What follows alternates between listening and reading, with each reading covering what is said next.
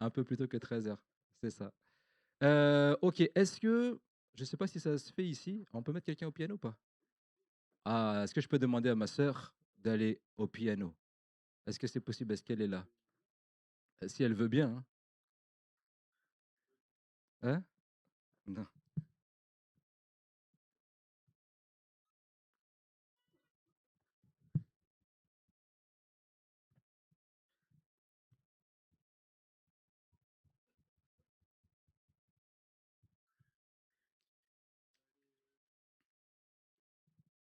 Merci beaucoup. Est-ce que vous connaissez le chant qui dit: «Ton nom est le plus grand»? Oui? Vous avez l'habitude de les chanter? Quand «Que les anges acclament, tu es saint». Oui? Il y a possibilité de le chanter ou pas? Est-ce que l'équipe de louange, si on vous demande en impro comme ça, il y a possibilité ou pas? Merci beaucoup. Un peu de, un peu de sport. Amen. Et si on peut tous se lever, déclarer ce chant, que les anges acclament, tu es saint.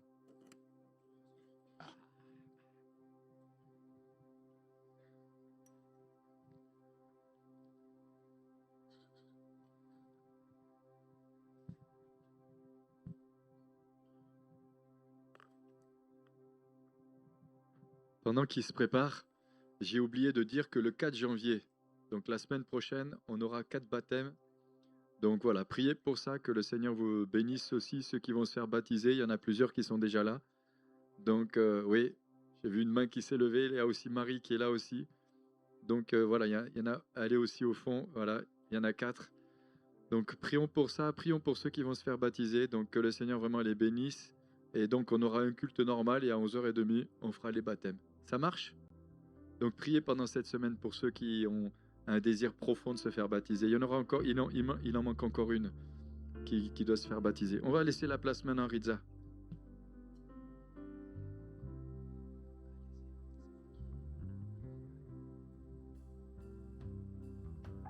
Toutes les générations devront lui prosterner.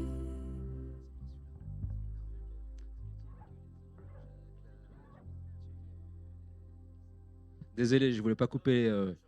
Ah oui? Ah d'accord. Toi, tu le connais, Sylvain? Ah. Celui qui dit que les anges acclament. Mais c'est ça, Ah, pardon. c'est le début. Que nous, on chante pas tout le chant. Ah non, pas. Ah, que Mes le excuses. refrain, que le refrain. On peut comme. Non, vas-y, vas-y, vas-y.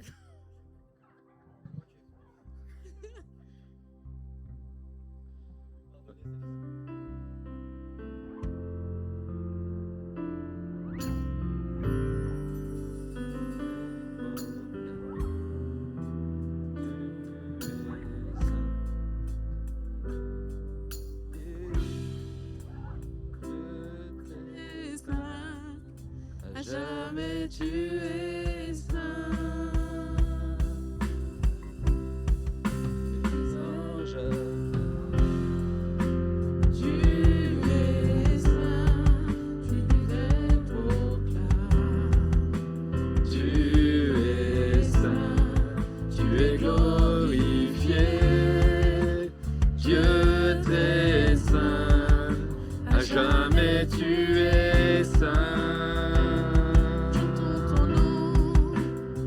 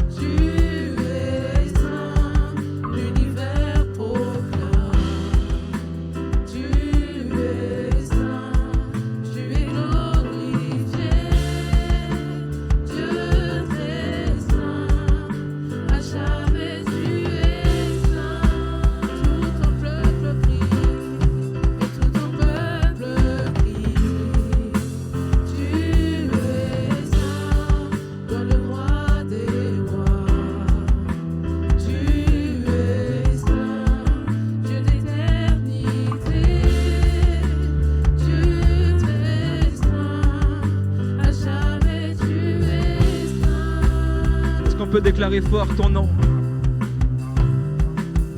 Ton nom est le plus grand, ton nom est tout puissant, ton nom est au-dessus de tout. Puissance, autorité. Puissance, autorité, royaume et dignité, ton nom est au-dessus de tout. Ton nom est le plus grand. Ton nom est le plus grand, ton nom est tout puissant, ton nom est au-dessus de tout. Puissance, autorité, royaume et dignité, ton nom est au-dessus de tout. Les anges acclament, tu es saint, l'univers proclame. Tu es saint, tu es glorifié, Dieu très saint, à jamais tu es saint. Que les anges acclament. Et les anges acclament, tu es saint, l'univers proclame. Tu es saint, tu es glorifié, Dieu très saint, à jamais tu es saint. Une dernière fois ton nom. Ton nom est le plus grand, ton nom est tout puissant, ton nom est au-dessus de tout. Puissance, autorité, royaume et dignité, ton nom est au-dessus de tout. Ton nom. Ton nom est le plus grand, ton nom est tout puissant, ton nom est au-dessus de tout.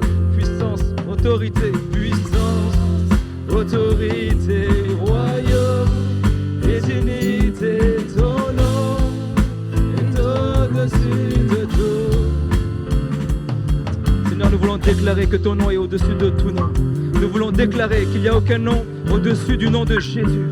Que devant ton nom, toute langue fléchira, tout genou fléchira, toute langue confessera que tu es Jésus-Christ, Seigneur à la gloire de Dieu le Père.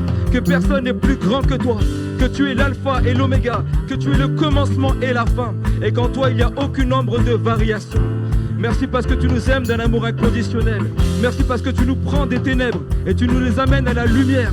Merci parce que tu es celui qui restaure des vies. Tu es celui qui fortifie, qui édifie. Merci parce que tes bontés ne sont point épuisées et que tes bénédictions se renouvellent chaque matin. Et Seigneur, nous voulons déclarer en cette fin d'année la grâce de Dieu, Seigneur, qui surpasse toute intelligence, la paix de Dieu qui garde nos cœurs et nos pensées en Jésus-Christ. Nous voulons déclarer que tu es le même hier, aujourd'hui et demain et éternellement, et que tu es le chemin, la vérité et la vie. Nous voulons déclarer, Seigneur Jésus, que tu es celui qui reçoit encore toute la louange de nos cœurs. Tu es celui qui est venu nous chercher, celui qui est venu payer le prix à la croix pour nos propres péchés, parce qu'aucun péché ne pouvait être couvert par notre propre mérite. Et Seigneur, c'est par grâce que nous sommes ici, et c'est pas par nos mérites, ou c'est pas par nos forces, ou c'est pas par notre intelligence. Mais Seigneur, nous voulons être remplis de la grâce de Dieu en nous, remplis de la présence du Saint-Esprit en nous, pour encore accueillir cette nouvelle année 2026, cette année de bénédiction, cette année encore où tu vas encore nous amener, Seigneur, encore plus loin dans ta présence, où tu vas encore nous amener encore plus loin dans les bénédictions que tu as déjà prévues d'avance. Merci pour les œuvres que tu as préparées. Donne-nous la révélation de chaque œuvre, afin que nous puissions accomplir les choses et la destinée que tu as mise sur chacune de nos vies. Et Seigneur, on veut déclarer, Seigneur mon Dieu, que tu n'es pas limité, que tu es celui, Seigneur, qui va accomplir de grandes choses.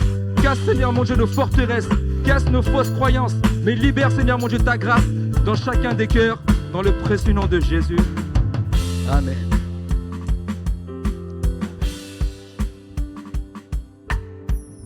Amen. Bon, maintenant se pose la question, on a jusqu'à quelle heure?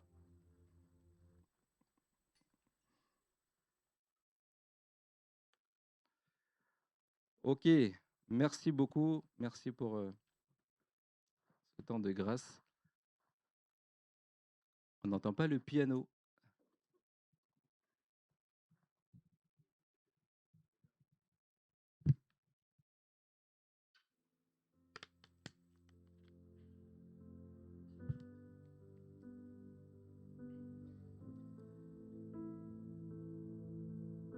Amen. Le titre que j'avais à cœur, c'était aspirer aux dons spirituels. Et des fois, à chaque fois que le Seigneur me donne un message à cœur, je dis pourquoi moi tu donnes ce message? Mais s'il donne ce message, c'est que le Saint-Esprit a quelque chose à déverser et que le Saint-Esprit veut parler, veut me parler et veut parler aussi à son peuple. Et j'aimerais commencer un passage, un verset qui dit « Je donnerai à votre pays la pluie en son temps, la pluie de la première et de l'arrière-saison. Et tu recueilleras ton blé, ton mou et ton huile. » Amen. Et je dis au Seigneur, mais c'est quoi le blé, c'est quoi le mou, c'est quoi l'huile? Des fois, il donne une interprétation peut-être un peu différente ou complémentaire aux uns aux autres, mais ce que j'avais dans mon cœur, c'est que le blé, ça représente le pain. Et le pain, Jésus dira, ma volonté, ma nourriture, c'est de faire, merci ma chérie pour le petit la nourriture, c'est de faire la volonté de mon Père. Il dit, l'homme ne vivra pas de pain seulement, mais la volonté, ma nourriture est de faire la volonté de mon Père. Et pour rentrer dans cette pluie de l'arrière-saison, parce que le Seigneur va déverser sa pluie de l'arrière-saison, dans les temps qui arrivent, il va continuer à déverser cela. Et pour entrer dans la pluie de l'arrière-saison, on a besoin chaque jour de savoir ce que le Père a prévu pour nos vies chaque jour. Et de savoir que notre nourriture n'est pas celle qu'on va manger, même si on en a besoin, mais la nourriture qu'on a besoin, c'est de savoir ce que le Père veut nous donner chaque jour. Et on ne peut pas arriver une journée en disant « Ah bah cette journée, on va la vivre normalement ». Parce que quand on vit avec Dieu, on ne devrait pas avoir de journée normale. On devrait avoir des journées surnaturelles. Amen. Et donc, tu recueilleras ton blé. Tu recueilleras ton mou. Moi, j'aime bien des fois regarder, c'est quoi le mou? Après, je me retrouve devant tout le monde. Tout le monde sait qu'est-ce que le mou? Et il n'y a que moi qui ne sais pas. Qui ne sait pas c'est quoi le mou? Levez la main, s'il vous plaît. Ah, merci. Le mou, quand on parle de mou, on parle aussi du vin. Et on parle du vin nouveau. Et la Bible dit, on ne met pas du vin dans de vieilles outres, mais on met du vin dans de nouvelles outres. C'est-à-dire, nouvelles outres, on parle de nous, en tant qu'enfants de Dieu, quand on parle d'outres. Et on a besoin que les conceptions qu'on avait d'avant soient des conceptions nouvelles.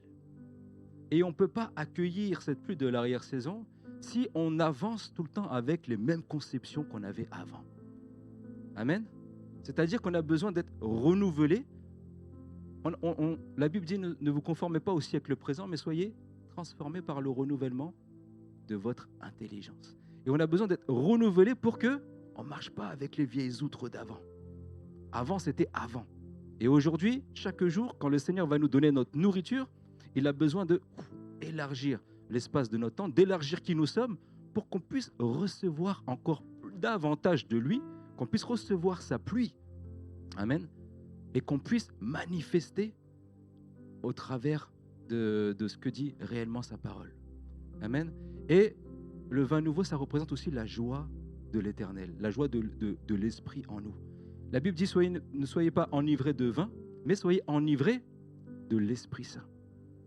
Et quand on parle d'enivrer, on parle aussi de vin. Et la présence de l'Esprit Saint en nous nous fait faire des choses qui sont des fois à l'encontre de notre conception. Vous me suivez, ça va ou... Donc, il va nous faire des choses qui sont à l'encontre. Et donc, c'est-à-dire quand on va rentrer dans cette pluie de l'arrière-saison, il faut qu'on rentre chaque jour avec « Seigneur, quel est le pain de ce jour? Quelle est ta volonté pour cette journée ?» Qu'on rentre en disant « Non, je ne vais pas faire ce que j'ai fait avant, mais je vais me laisser remplir par le Saint-Esprit en moi pour que ça casse mes vieilles outres et mes mauvaises conceptions et pour que je rentre pleinement dans les choses que la parole atteste comme vraies. » Amen. Et on parle de l'huile. Et l'huile, quand on parle de l'huile, on parle aussi du revêtement de la puissance du Saint-Esprit. On parle aussi de la présence du Saint-Esprit en nous. Et cette huile est quelque chose de très important. Parce qu'on connaît tous la parabole des 5 vierges et des 10 vierges avec les 5 sages et les 5 folles. Et qu'est-ce qui manquait aux folles? Il manquait l'huile. Ils allaient tous rentrer dans le chemin pour aller dans la présence de leur maître. Et les folles n'avaient pas assez d'huile dans leur fiole. Et cette huile, quand tu la mets dans la fiole, ça te permet d'éclairer la lampe sur ton chemin. Et c'est-à-dire que l'huile, qui représente aussi le revêtement de la puissance du Saint-Esprit, l'Église a besoin de retrouver pleinement la puissance de Dieu et la manifestation de Dieu pour que ça puisse être assez alimenté pour premièrement briller dans ce monde-là et deuxièmement pour pouvoir atteindre le but et aller jusqu'au bout pour entrer dans la présence de son maître. Est-ce que ça va? Ça va?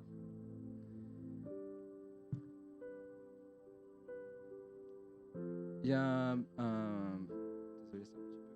petit verset qui est dans 1 Corinthiens 4, 20, pas forcément besoin de l'afficher. Hein. Il est dit aussi, le royaume de Dieu ne consiste pas en parole, mais en puissance. D'ailleurs, je ne sais pas si c'est la bonne référence. Le royaume de Dieu ne consiste pas en parole, mais en puissance. Et c'est-à-dire que le cœur de Dieu, c'est que nous, en tant qu'enfants de Dieu, on puisse manifester sa puissance sur la terre. On peut discuter, parler, et c'est très bien, et il faut le faire. Mais la Bible dit qu'on a été bénis de toutes sortes de bénédictions spirituelles dans les lieux célestes. Toutes sortes de bénédictions spirituelles dans les lieux célestes. Et la Bible dit aussi que nous sommes aujourd'hui assis dans les lieux célestes en Jésus-Christ. Et, Église de Dieu, j'ai envie de dire qu'on a besoin de retrouver cette puissance et de manifester cette puissance.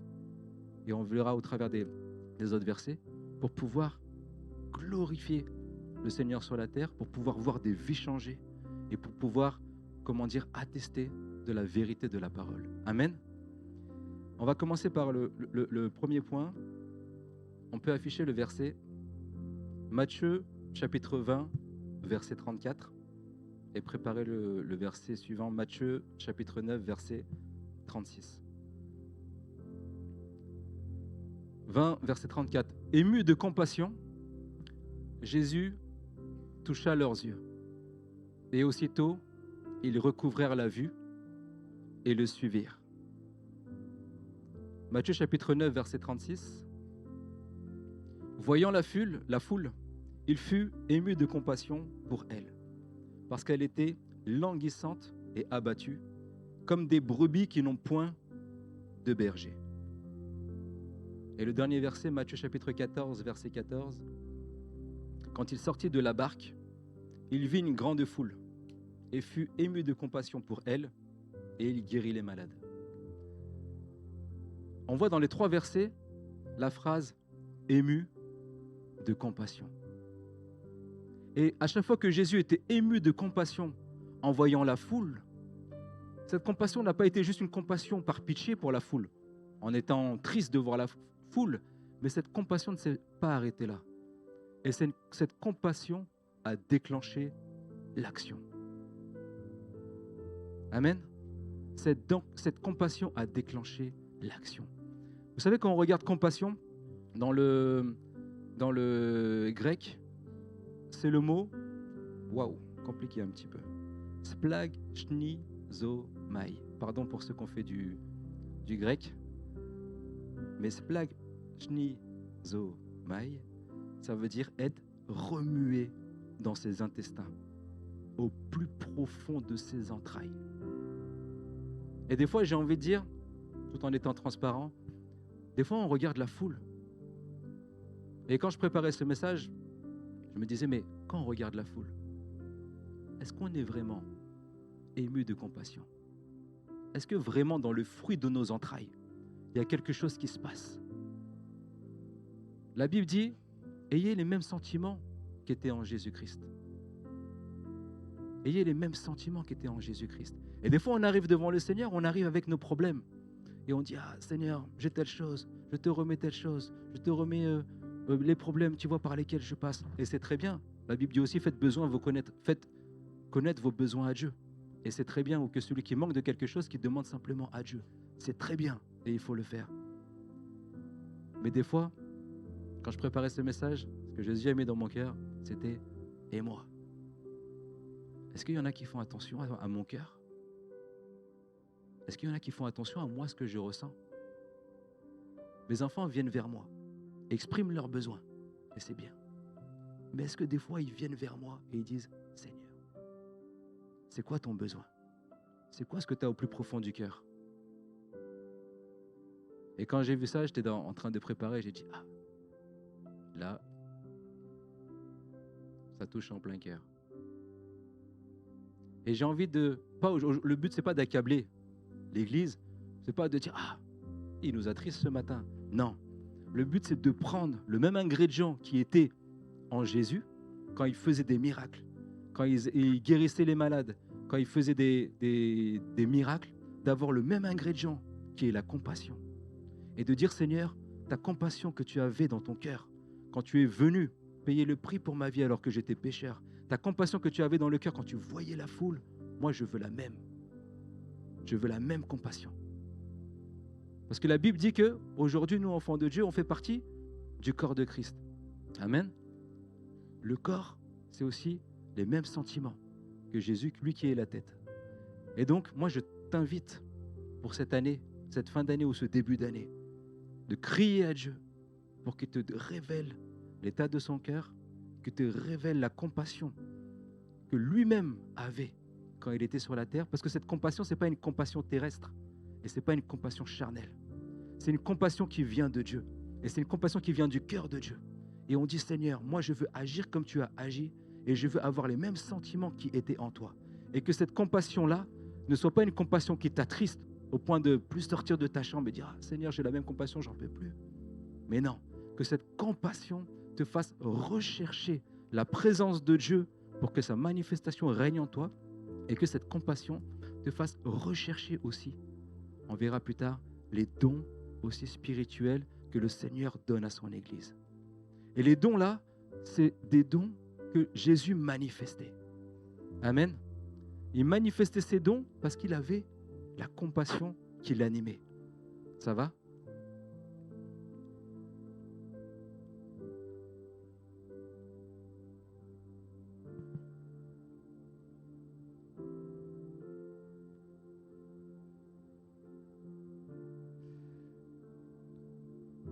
Excusez-moi.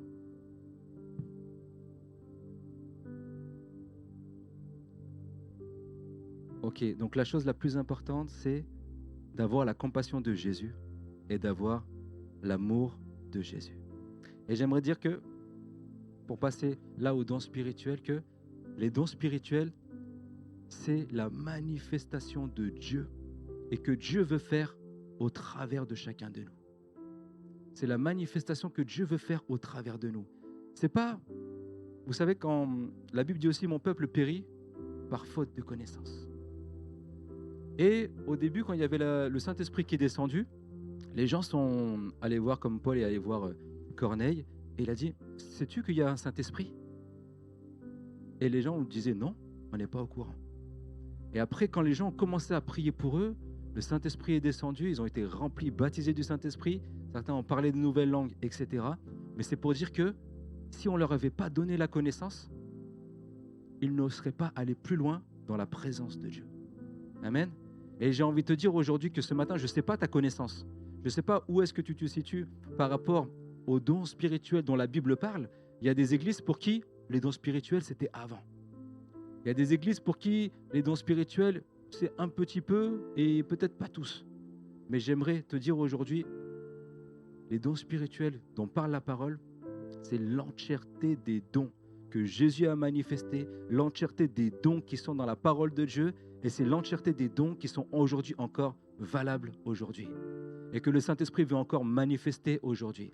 Et j'aimerais te dire la pensée que j'avais aussi en préparant ce message, c'est que je sens que le Saint-Esprit veut aussi vous bouleverser dans ça, pour cette nouvelle année. J'étais en train de regarder, avant il y avait une pancarte où c'est marqué « J'ai un peuple nombreux dans cette ville ». Je ne vois plus. Mais en tout cas, le Seigneur a un peuple nombreux dans cette ville. Je pense que la vision n'a pas bougé. Et c'est toujours la même chose. Et ce peuple nombreux dans cette ville, le Seigneur veut se servir de chacun de vous. Pas une personne, pas juste les ministères, que ce soit l'apôtre, que ce soit les pasteurs, etc. Tu n'es ni trop petit, ni trop faible. C'est au travers de chacun de vous que le Saint-Esprit veut agir. Le même Saint-Esprit qui était en Jésus, qui lui a fait accomplir les miracles, le même Saint-Esprit habite aujourd'hui en chacun de vous. Et il n'y a pas de petit et il n'y a pas de grand Saint-Esprit. Le Saint-Esprit est le même et il ne changera pas. Et il est là pour glorifier Jésus, pour glorifier le Père. Il est là pour nous révéler les choses d'en haut. C'est marqué dans la parole que le Saint-Esprit sonde les profondeurs de Dieu et les révèle à l'homme. Amen. C'est-à-dire qu'on n'est pas là sur la terre juste marchant simplement, bougeant à gauche et à droite. On est là sur la terre rempli de la présence de Dieu pour pouvoir manifester sa présence. Amen. Donc, mon peuple périt par faute de connaissance. J'aimerais te dire, peu importe là où tu en es. Ce que la parole déclare, c'est que les dons spirituels aujourd'hui existent toujours. Que les dons spirituels aujourd'hui, l'Église est encore appelée à manifester ces dons spirituels et encore plus dans ces derniers temps. Amen. Les dons du Saint-Esprit, comme on l'a dit, sont pour tout le monde. On parle d'Éphésiens 4, apôtres, évangélistes, etc., enseignants, etc. Mais quand on parle de ces ministères-là, la Bible dit que ces ministères sont pour le perfectionnement des saints. Qu'est-ce que ça veut dire? Les ministères sont là pour le perfectionnement des saints. Ça veut dire que les ministères, quand on prend les apôtres, quand on prend les pasteurs de l'Église, quand on prend les personnes qui servent en tant que ministère dans l'Église, ces personnes-là sont là pour votre perfectionnement. Ils sont là pour vous amener plus loin. Ils sont là pour vous équiper pour le service. Amen. Il n'y a pas que eux qui ont les dons spirituels, il n'y a pas que eux qui sont là pour activer ces dons, pour les mettre en œuvre, mais ils sont là pour vous équiper, pour que chacun de vous puisse manifester ces dons spirituels. Amen. Et ça change complètement de ce que le monde nous offre. Le monde nous offre quand on a un supérieur, on va dire hiérarchique ou une fonction, qui peut être là pour nous donner simplement des ordres ou des choses à faire. Là, avec Jésus, c'est complètement différent. Avec Jésus, lui, dans son royaume, les gens sont là pour accompagner les autres à aller encore plus loin. Les gens sont là pour se reproduire et pour faire en sorte que l'Esprit Saint qui habite en eux puisse encore se reproduire au travers des uns et des autres. Ils sont là pour vous guider. Amen. Et j'aimerais dire, si vos pasteurs, l'apôtre Manu dans l'église, tenez-les comme ça. Dire c'est ton rôle, me perfectionner. Moi, je veux me perfectionner. Je ne veux pas rentrer dans cette année 2026 comme 2025. Moi, je veux plus. Ce que tu as, je veux. Et ce que tu n'as pas aussi, je veux que tu m'amènes encore plus. Parce que je vais vivre la parole tout entière et pas la moitié de la parole. Amen. Les dons, un autre point où j'aimerais accentuer, c'est que les dons ne dépendent pas de ton avancée spirituelle. On connaît dans Matthieu, où le Seigneur dit, plusieurs me diront ce jour-là, Seigneur, Seigneur, n'avons-nous pas prophétisé par ton nom? N'avons-nous pas chassé des démons en ton nom? Et n'avons-nous pas fait beaucoup de miracles en ton nom? Et le Seigneur dira, je ne vous connais pas, vous qui pratiquez l'iniquité. Et j'aimerais vous dire que les dons spirituels ne dépendent pas de votre maturité. Ça va? Et que on est obligé d'avancer avec les deux, c'est-à-dire à la fois la manifestation des dons et à la fois le fruit de l'esprit et le changement de notre caractère chaque jour. Et il y a toujours un équilibre à avoir. Parce que la Bible dit que nous grandissons à la stature de Jésus. Et grandir à la stature de Jésus, c'est à la fois aussi grandir dans notre caractère, dans notre changement de notre caractère pour être, être rempli de l'esprit et développer le fruit de l'esprit en nous. Amen. La joie, la patience, la persévérance, etc. Amen. Mais on doit l'humilité, etc. Mais on doit tout le temps naviguer entre le changement de notre caractère et la manifestation des dons spirituels. Et il y a des gens qui peuvent avoir les dons spirituels, mais qui ne sont pas changés intérieurement.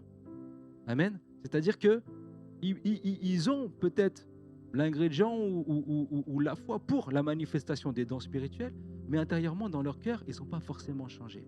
Et j'aimerais vous dire, premièrement, ne vous laissez pas surprendre par ceux qui ont des dons spirituels, etc., et qui peut-être n'ont pas le cœur qui est changé. Même si nous, on ne doit pas regarder à ça, on doit regarder à nous-mêmes. Mais je t'invite en tout cas à naviguer sur les deux. À chaque fois, dire Seigneur, change mon cœur. Devant chaque situation qu'il va mettre, qu'est-ce que tu veux changer en moi, premièrement? Et deuxièmement, développer cette compassion pour chercher les dons spirituels que Dieu a prévus pour ta vie. Parce que c'est pour toi qu'il a prévu tout ça. Amen.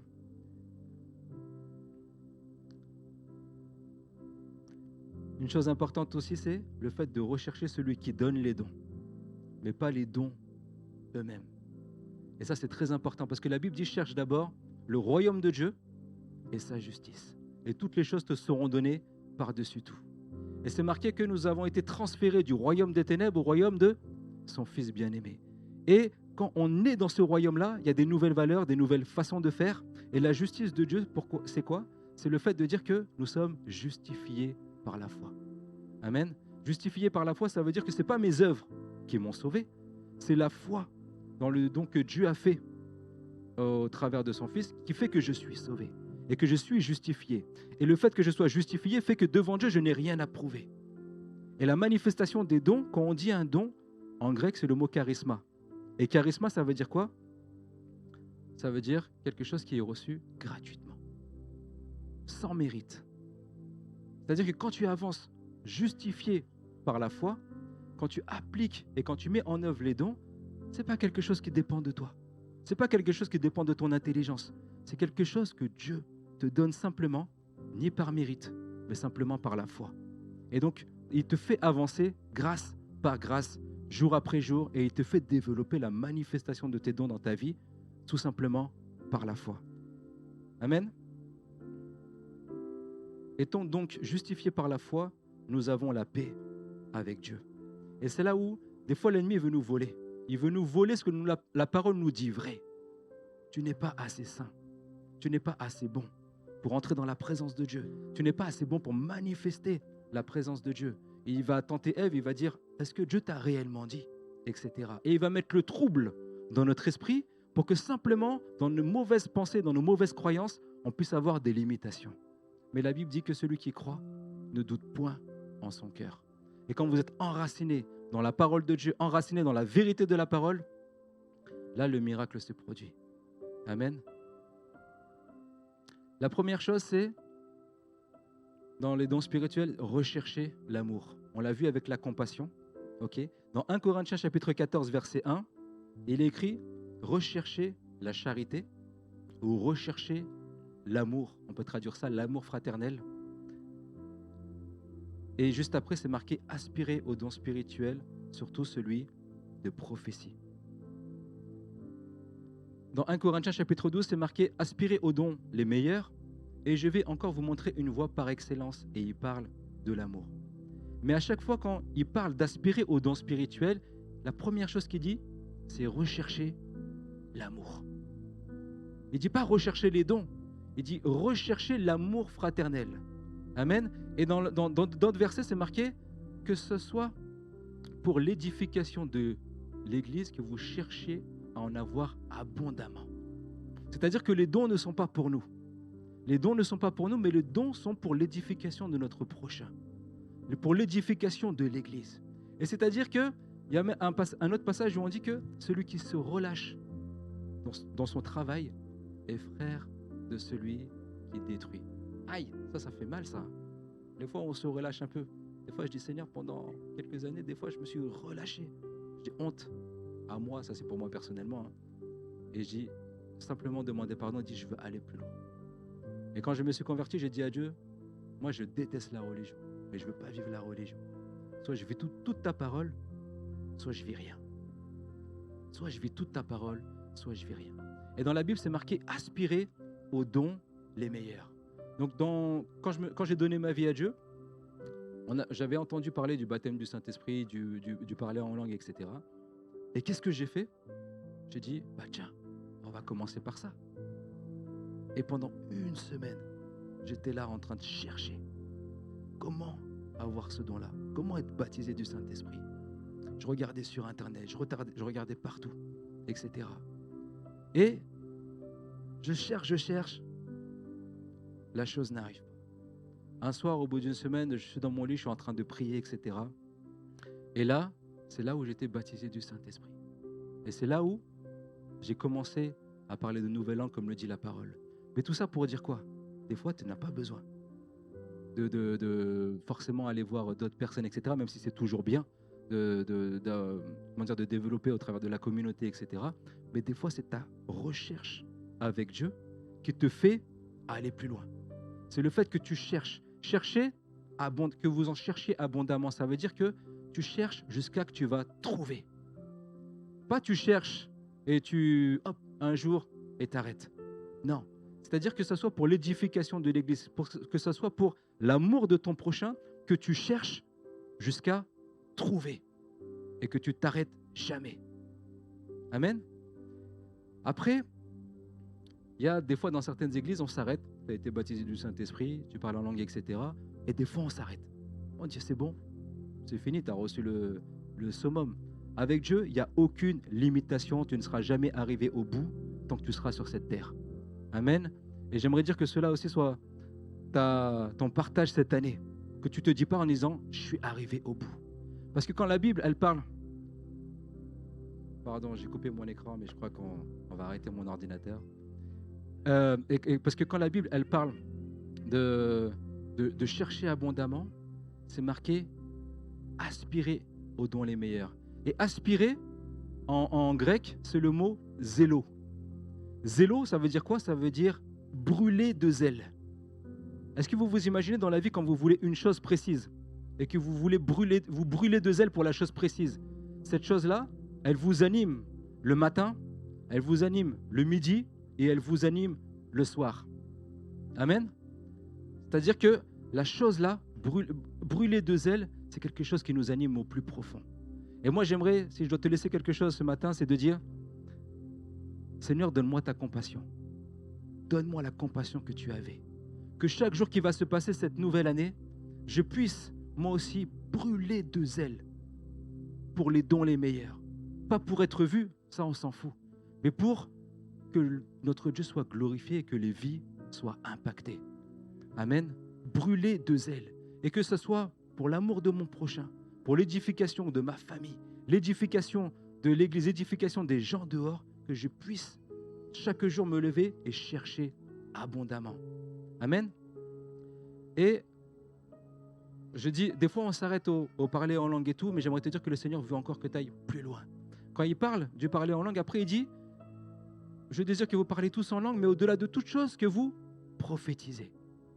Et quand on regarde la prophétie, je ne sais pas d'où tu viens, mais des fois quand on regarde la prophétie, on dit, ah, quelque chose va tomber sur ma tête.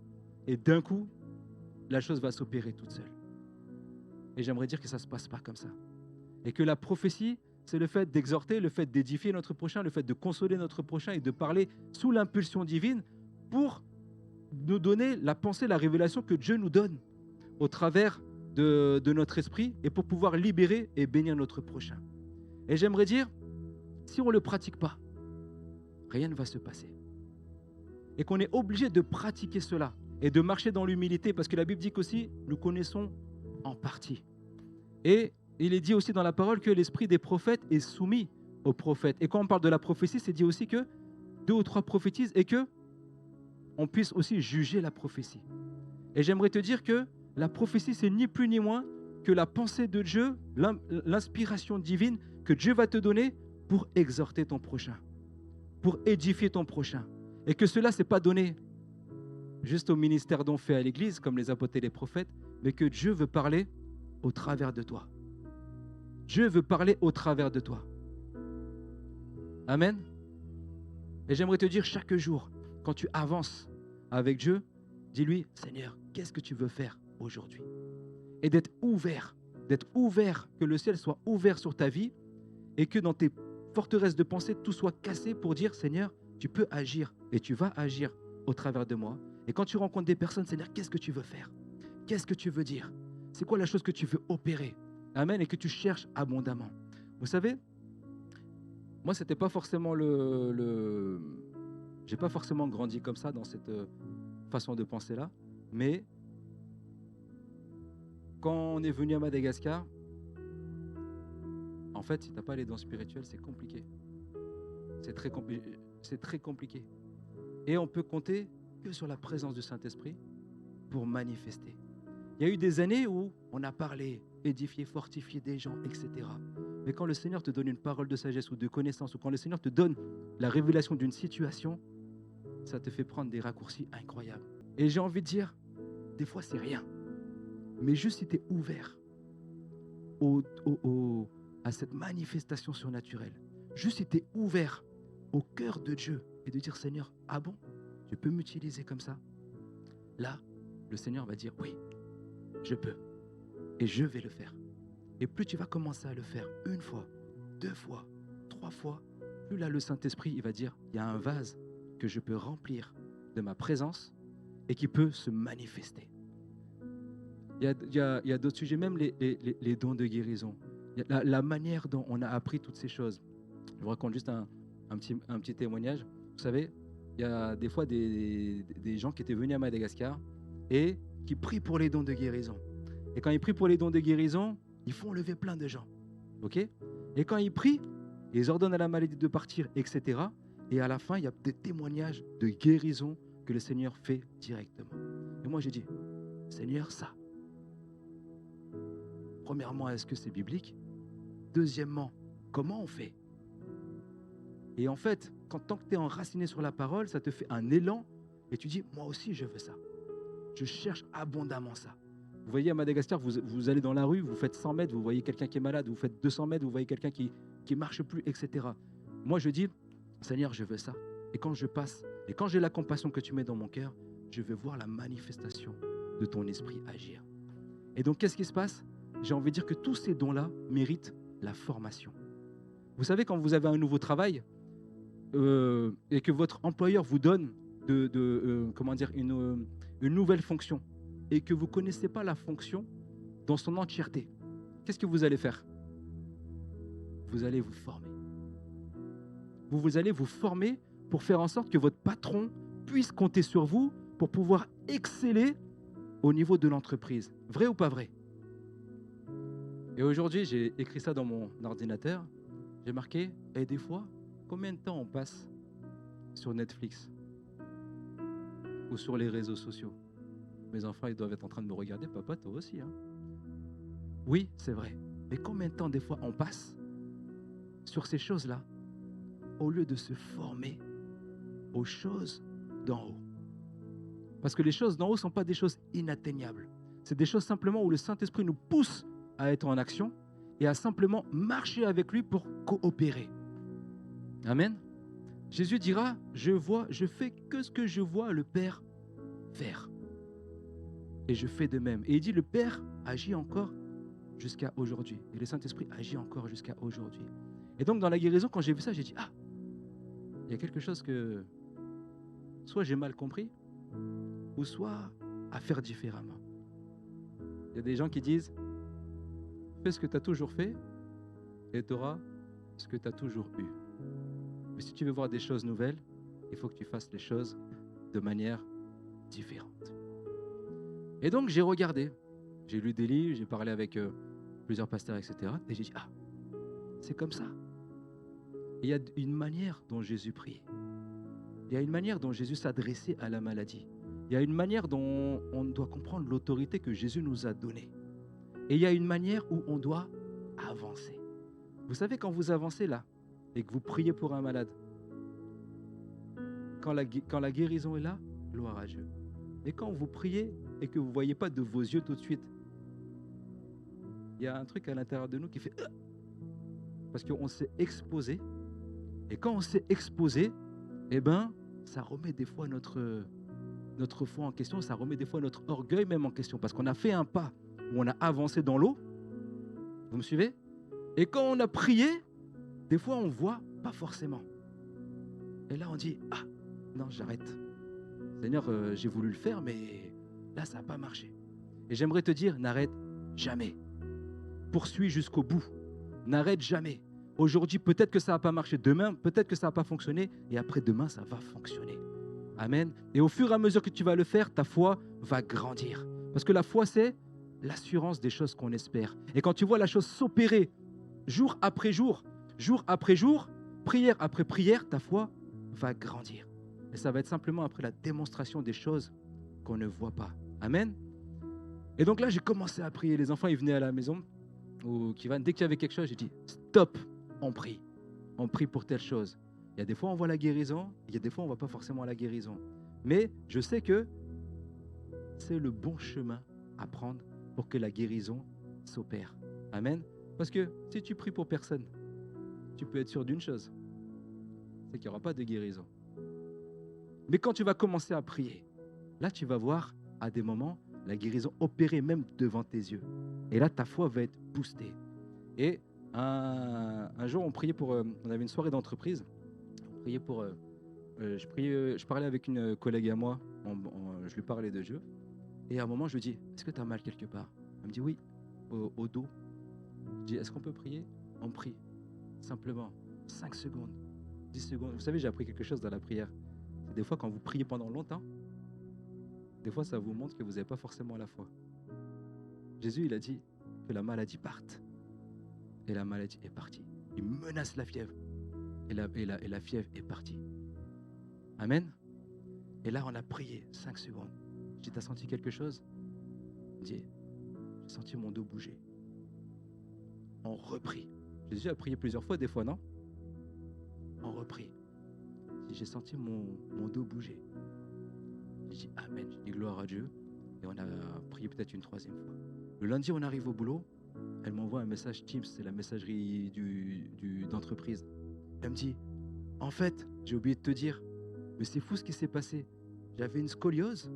Et en fait, ma scoliose, depuis que tu as prié, mon dos est droit. Je touche mon dos là depuis tout le week-end et je vois que mon dos est droit. Amen.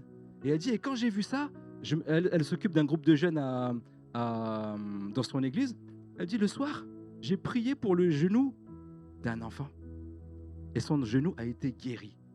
Amen. Tout ça pour dire quoi? Tout ça pour dire que on n'est ni meilleur que les autres, ni moins bon que les autres.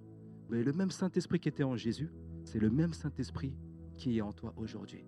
Et je t'invite cette nouvelle année, chaque jour, dire Seigneur, qu'est-ce que tu veux faire? Et je t'invite cette nouvelle année à dire Seigneur, viens me former. Viens. Et c'est important quand tu te formes aussi de t'entourer des personnes qui ont déjà de l'avance sur toi dans l'expérimentation. Et de dire ce que tu as, apprends-moi. Samuel, quand il grandissait près de l'arche de l'Alliance. Et quand Dieu l'a appelé la première fois, il ne reconnaissait pas la voix de Dieu. Il a dû voir Élie une fois. Élie, tu m'as appelé? Il dit non, je ne t'ai pas appelé. Et après, il entend une voix, Samuel, Samuel. Il revient voir Élie. Il dit, tu m'as appelé? Non. Et là, Élie comprend que c'est Dieu qui appelle Samuel. Mais s'il n'y avait pas une personne à côté d'elle qui grandissait dans la présence du Saint-Esprit, il n'aurait pas pu être guidé. Il aurait dû dire, oh, c'est un rêve ou autre. Mais le fait qu'il était entouré d'une personne remplie de la présence de Dieu l'a permis de grandir. Et après, c'est ce même Samuel qu'on retrouve plus tard dans le chapitre 19 de Samuel, où c'est marqué qu'il était avec une association, une assemblée de prophètes, et Samuel était à la tête. Amen. Et j'aimerais dire que cette année, ça soit la grâce que Dieu te donne, de t'entourer des personnes. On dit souvent, des fois, on est la moyenne des 5 personnes que l'on fréquente le plus. De qui tu es entouré? De gens qui ont la foi? De gens qui croient en ce que la parole dit? Ou est-ce que tu es entouré de personnes qui ne croient plus? Et j'aimerais dire que la bénédiction de Dieu n'est pas terminée. Et que cette année, et comme il dit dans la parole, il donnera la pluie de l'arrière-saison. Qu'on soit simplement ouvert à ce qu'il veut faire quand tu vas recueillir le blé chaque matin. Quand tu vas être rempli du vin nouveau ou du mou. Et quand tu vas être rempli de la puissance du Saint-Esprit pour libérer les captifs autour de toi et pour manifester les dons que Dieu veut que tu manifestes dans le nom de Jésus. Amen. Est-ce qu'on peut prendre simplement un chant? Et j'aimerais pendant ce chant pouvoir, avec l'apôtre Manu aussi, et puis les personnes qu'il aura désignées. Priez pour ceux qui aspirent pour cette nouvelle année à être remplis de la compassion de Jésus, à être remplis de la présence de Dieu et de manifester les dons que Dieu a prévus. C'est comme un engagement dans ton cœur. De dire pour cette nouvelle année, je ne veux pas vivre mon année comme 2025. Et vous connaissez les gens qui disent intensifie ma soif, je veux plus de toi. Cette soif ne me suffit plus. Que ce soit le cri de ton cœur. Dire cette soif ne me suffit plus. Cette soif ne me suffit plus. Le feu que tu avais mis dans ma vie cette année ne me suffit plus. Je veux encore plus de toi. Je veux davantage de toi. Tu peux commencer le... Je veux davantage de toi. Amen. Oh,